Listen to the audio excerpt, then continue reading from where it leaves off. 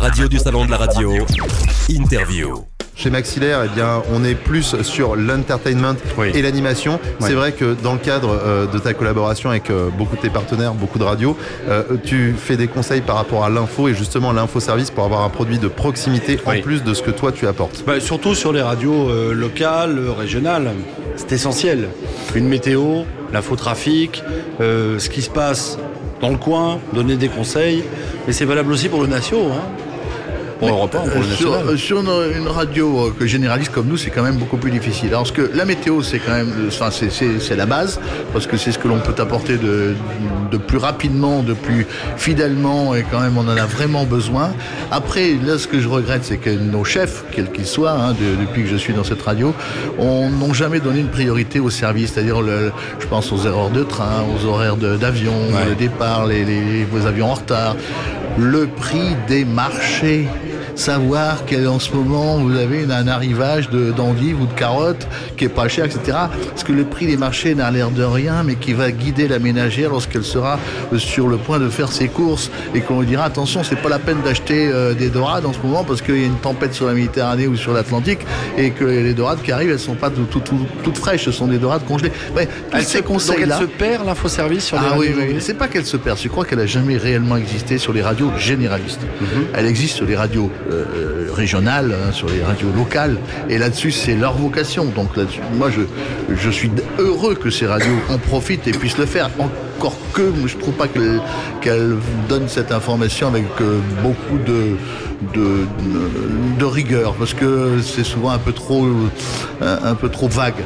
Ce que je pense, moi, c'est qu'il faut vraiment développer ce type de radio, la radio de proximité et la radio de service, c'est celle de demain, notamment dans les régions. L'exemple de Laurent est important parce que quand on écoute Europe 1, bien souvent quand l'actualité est dense, il reste quoi à Laurent pour faire une météo? 50 secondes? Ah oui, mais quelques secondes avant de passer à l'antenne, on me dit, bon, t'as 1 minute, t'as 50 secondes, t'as 1 minute 15, t'as 1 minute 30, et il faut s'adapter. Donc la météo, comme je dis, moi la météo, je la lis pas, je la raconte, je l'ai dans ma tête, par quelques températures que j'ai en note, et le reste consiste pour moi à essayer de dire le maximum de choses dans un minimum de temps en étant le plus précis possible et en apportant un maximum d'informations aux gens. C'est ça qui est pas simple à faire. Pourtant, à une époque, on en a fait de l'infoservice. J'ai un exemple précis. Le service public belge, la RTBF, qui pendant des années a donné, je crois, le dimanche matin, l'actualité colombophile. Alors ça c'est quand même, on est quand même sur un. Ah oui, là c'est une niche remarché là. C'est une niche là quand même. Mais il y avait, je crois que c'était chaque dimanche dans mon souvenir, l'actualité colombophile pour simplement donner l'information de la météo aux colombophiles pour savoir s'ils pourraient faire voler leurs pigeons ce jour-là. Dans une radio locale du nord de la France, ça peut être tout à fait logique, puisque on pratique beaucoup la colombophilie. Mais dans les autres régions, ça peut être n'importe quoi. Ça peut être ceux qui font de la voile, des informations plus précises. On ne la donne plus maintenant, la météo de la mer, parce que on estime que tout est sur Internet. Et ça, c'est dommage, parce que je pense que celui qui parle apporte un plus, pour ceux qui connaissent un peu le sujet, apporte un plus par rapport à simplement des mots qui sont sur Internet. Il peut dire attention, là vous pouvez ne pas partir, pensez à vos équipements, etc. Donner des conseils qui sont... Et cette radio-là, de proximité avec la voix de quelqu'un qui connaît le sujet, je pense c'est vraiment quelque chose de plus. Alors, est-ce que c'est... Pardon, excuse-moi David. Est-ce que c'est aujourd'hui le rôle des radios locales et régionales d'assurer plus d'infoservices, selon vous? À mon avis, oui. Mais c'est ce qu'elles font. Quand je vois des radios comme France Bleu, par exemple, lorsqu'il y a des inondations, lorsqu'il y a des catastrophes climatiques, elles jouent pleinement leur rôle. C'est-à-dire à la fois d'être informatives, mais en même temps un lien entre les gens, quoi. Elles jouent pleinement ce rôle-là, mais dans des situations exceptionnelles. Elles le font pas au quotidien, et je trouve que... Enfin, elles le font peu au quotidien. Et je trouve que ce type de radio, comme on le fait aux États-Unis, parce qu'aux États-Unis, je ne sais pas si vous y êtes allé, mais vous avez vu que parfois on vous donne la température dans une rue, parce que la rue est particulièrement froide.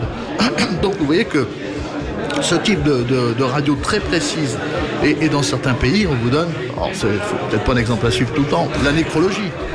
Vous allez aux Antilles, on vous donne la nécrologie, on vous dit que telle personne est morte aujourd'hui, et même en Nouvelle-Calédonie. Vous allez dans d'autres pays, on vous donne les naissances. Enfin, ce sont des conseils, ce sont des infos pratiques qui sont dans les journaux régionaux, mais que l'on peut donner aussi à la radio. Il faut savoir que, bien que Laurent travaille sur un média national, sur Europe 1, Laurent Cabrol, on le rappelle, toi, tu as été parmi les premiers à prendre le téléphone et puis passer des gens en insert à la radio de Béziers, de partout en France, pour leur demander le temps qu'il fait, au boulanger. C'est une chronique que l'on avait qui s'appelait, maintenant malheureusement on l'a fait plus, ça s'appelait « Quel temps fait-il chez vous ?»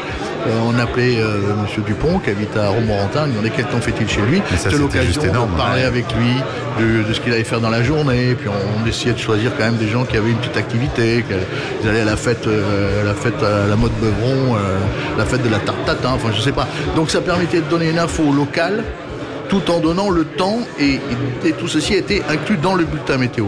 Ça c'est une initiative que, pardonnez-moi d'être immodeste, que j'ai eue et qui maintenant n'est plus suivie par les chefs. Qu'est-ce que vous pensez en général de la radio d'aujourd'hui ?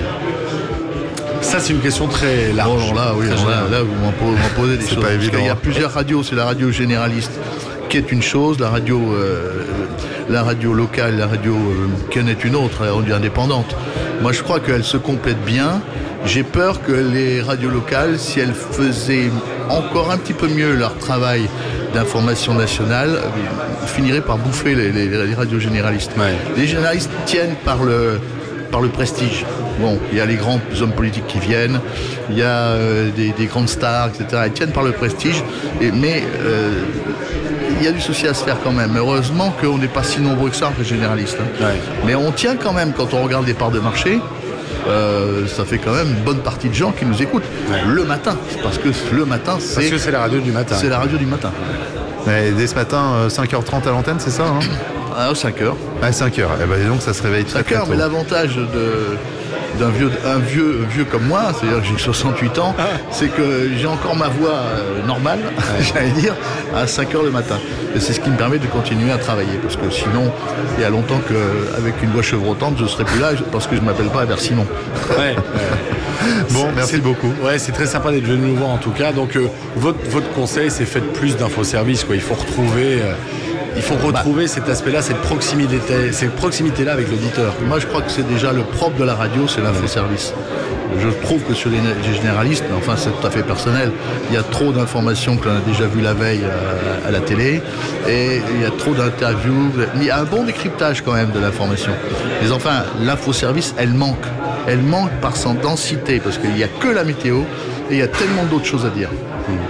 Merci Laurent Cabrol. Un vrai discours de passionné et c'est bien parce qu'on parle vrai ici sur la radio du Salon de la Radio et c'est bien, c'est un espace de rencontre, d'échange. Si vous n'avez pas eu l'occasion de nous rejoindre cette année ici à l'espace Saint-Honoré à Paris, il y aura une édition l'année prochaine, Mickaël. Alors ça, tout à l'heure on aura peut-être en parler tout à l'heure. On aura Philippe Chapeau et Frédéric Brulatour qui vont nous voir pour nous dire s'il y aura une édition l'année prochaine. En tout cas, on l'espère.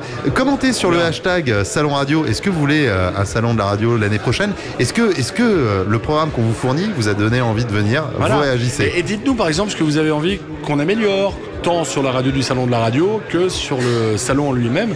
N'hésitez pas, ça nous intéresse de savoir, on compte sur vous. Alors moi je veux bien des lumières un peu moins puissantes parce que c'est flashy là quand même. Pour le son tout de suite, l'ordre pour vous sur la radio du Salon de la Radio. La radio du Salon de la Radio avec Broadcast Associés, Open Radio, Maxillaire et la Fabrica News.